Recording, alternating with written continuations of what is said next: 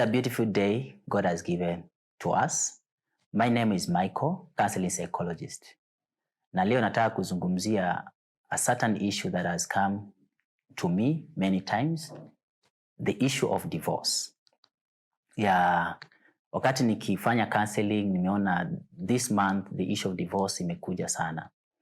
And the moment I mention the word divorce, I know maybe you see yourself in that, or you see your mother, your cousin, and maybe you are the victim of divorce.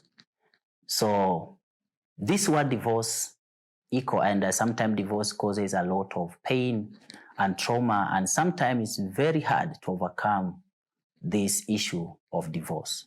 That's why today I want to talk about divorce. What are some of the causes of divorce? Because divorce is not something good that you can entertain. But also I cannot say that it's something that it cannot be resolved. Because after divorce, you have life and you have to move on with life. And divorce sometimes happens, not because we have planned to happen, but sometimes it happens because of the mistakes that maybe we have done, because of insensitivity, and because of some issues that we have not been able to resolve. What are some of the causes of divorce? Number one, the number one cause of divorce today is the irresponsibility of men. So in this generation, men, we have become so irresponsible, and we don't take role in our taking care of our families. Because as a man, you have to provide security, you have to provide emotional support to your people, you have to be a vision bearer, you have to take your family to a certain place. But sometimes a good lady who is very committed gets married to a man who is irresponsible. He doesn't care what is happening in the life of that family. And from there, maybe the wife or the lady may opt to not to continue with the marriage. And maybe if she tries to make sure that she makes the marriage to work, sometimes it's hard because the man has decided to become irresponsible, and in that family setup kuna kitu inaitwa role confusion. That is number one. Number two, why divorce sometimes happens is that getting what you are not expected to get.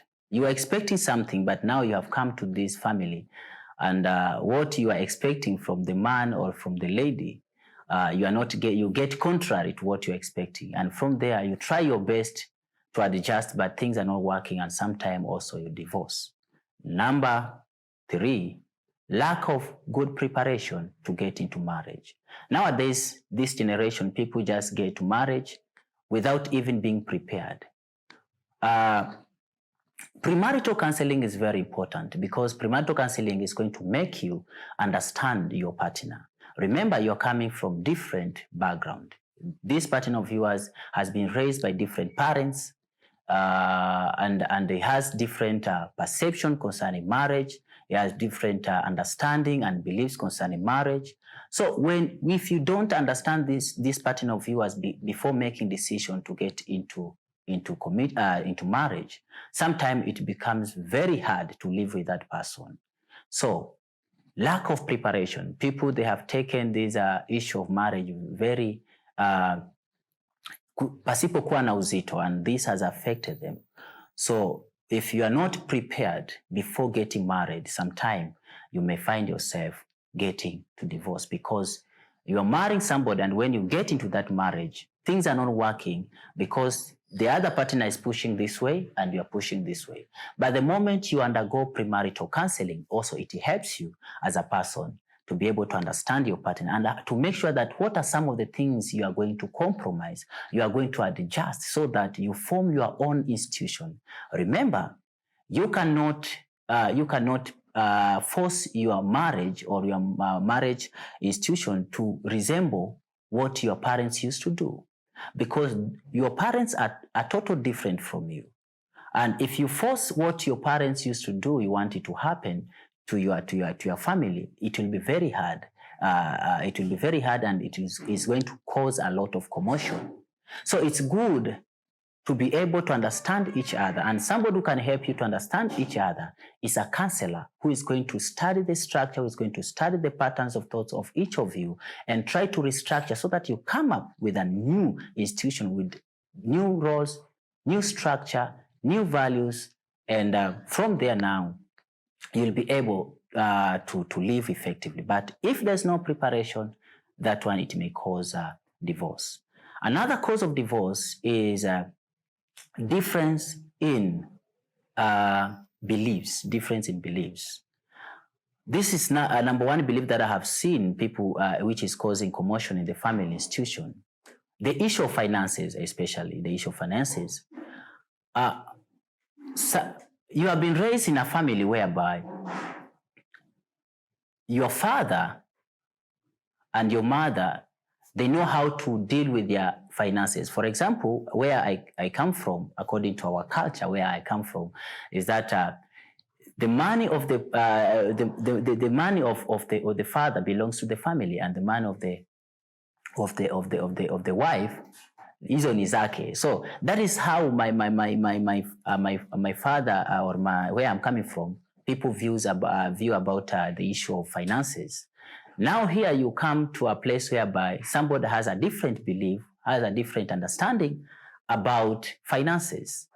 And you believe that pesa ya bwanangu ni yetu na yangu ni yangu. Na kumbe bwanako yeye alilelewa katika maisha ya kuwa pesa yake ni yenu na yako pia ni yenu. So if you have different perception or understanding on how to handle the finances, sometime when you get into relationship, when you get into marriage, sometimes it may cause a great challenge and it may make you to divorce.